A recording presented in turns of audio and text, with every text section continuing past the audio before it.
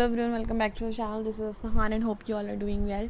Yes, today I'm going to start the part 3 of your chapter number 6, that is my childhood. So let's start with the 9th para.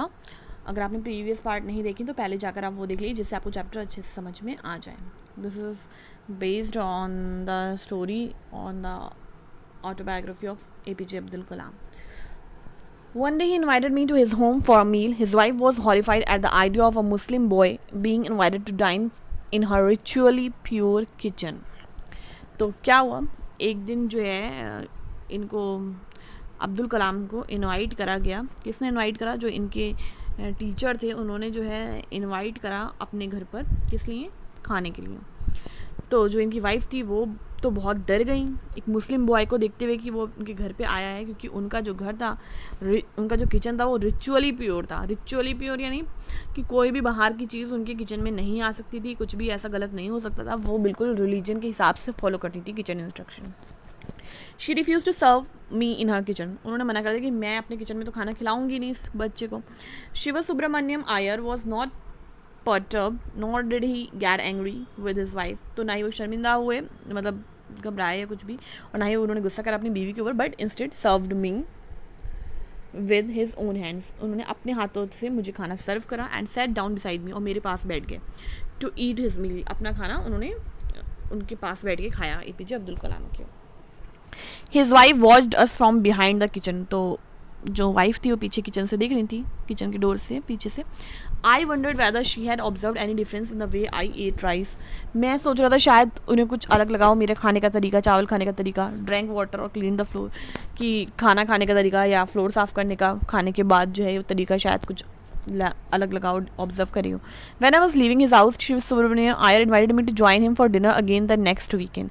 और जब मैं उनके घर से जाने लगा तो शिव सुब्रमण्यम दोबारा से इन्वाइट करा कि अगले हफ्ते भी तुम आना और मेरे साथ खाना खाना.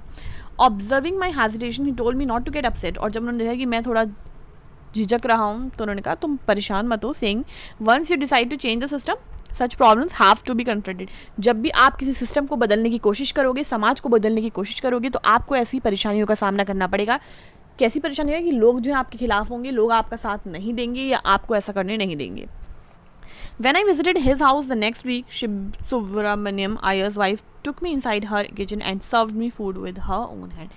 अगले हफ्ते जब मैं उनके घर पे गया तो इस बार जो है उनकी वाइफ ने मुझे खाना सर्व करा अपने हाथों से, और मुझे किचन में भी वो एंट्री दी उन्होंने.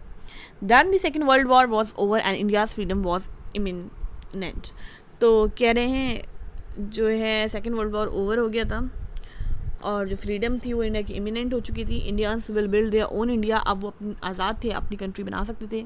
डिक्लेयर्ड गांधी जी ने ऐसा बोला था. Whole country was filled with an unprecedented optimism. हर किसी के अंदर बहुत ज़्यादा पॉजिटिविटी, सब लोग बहुत ज़्यादा खुश थे. I asked my father for permission to leave Rameswaram and study at the district headquarters in Ramanathapuram. तो मैंने अपने फादर से पूछा कि मुझे भी परमिशन दें कि मैं रामेश्वरम छोड़ के बाहर जो है पढ़ाई करने चले जाऊँ डिस्ट्रिक्ट हेडक्वार्टर्स में. ओके तो यहाँ पर ये पिक्चर दी हुई भी है कि कैसे जो है ये शिव सुब्रमण्यम अय्यर बैठ के साथ में खाना खा रहे हैं. किसके? हाँ, यहाँ पर इनके साथ बैठ के ये अब्दुल कलाम बैठे हैं कैप लगा के, और ये उनकी वाइफ है. तो सेकंड टाइम में खुद सर्व कर रही हैं. Okay, he told me as if thinking aloud, Abul I know you have to go away to grow. Does the seagull not fly across the sun alone and without a nest. तो यहाँ पे उन्होंने कहा कि हाँ, मैं सोच रहा हूँ कि अबुल तुम्हें जो है जाना चाहिए और ग्रो करना चाहिए, सीखना चाहिए. एक चिड़िया भी जो है वो क्यों नहीं उड़ती है, उड़ के सन के पास जाती है और बिना अपने नेस्ट के, यानी नेस्ट को छोड़ के वो हवा में उड़ती है, आसमान में. He quoted Khalil Gibran to my hesitant mother. उन्होंने खलील जिब्रान की जो बातें थी वो मेरी मम्मी को जो है बताई, कोट करी. Your children are not your children. आपके बच्चे नहीं हैं. They are the sons and daughter of life longing for itself. वो इस दुनिया के, ज़िंदगी के बेटे और बेटियाँ हैं. They come through you but not from you. ठीक है, वो आपके ज़रिए ज़रूर आते हैं पर आप उन्हें नहीं लाते हैं. दुनिया में लाने वाला ऊपर वाला है. You may give them your love. आप उन्हें अपना प्यार दे सकते हो बट नॉट योर थाट्स. अपने थाट्स उनके ऊपर नहीं थोप सकते. For they have their own thoughts. क्योंकि वो अपने थाट्स खुद बनाएंगे और उनके पास अपने थाट्स होते हैं. So this was the beautiful lines जो अब्दुल कलाम के फादर ने कही. It really have a deep meaning जो हमें समझना चाहिए and we should respect this. तो बहुत ही इंस्पिरेशनल स्टोरी थी मैं कहूँगी। इससे हमने बहुत कुछ सीखा समझा, और आप सोच सकते हो कि लोगों ने कैसी प्रॉब्लम्स भी फेस करी हैं और कैसे जो है रेवोल्यूशन सोसाइटी के अगेंस्ट चल रहा है, लोग हमेशा से बदलाव की कोशिश करें।